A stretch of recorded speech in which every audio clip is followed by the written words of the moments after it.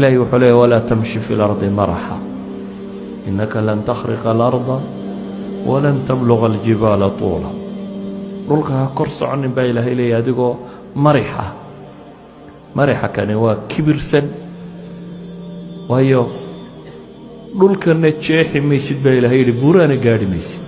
mahma aad isqaadqaaddo iswaaweynaysid dhulkana waxba yeeli kari maysid baa rabbi leeyahy subxaana wa tacaala. qof kasta oo isla weyn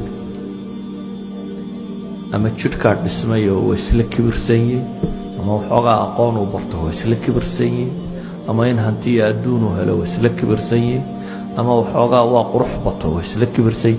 ayan kaanat waxa inuu kibro ku kalifay ha noqotee, waxa rabbi ku tilmaamaya subxaanahu wa tacaala dadka kibirsan waxa ilaahay leeyahay dhulka aayar socda lan takhriqa alard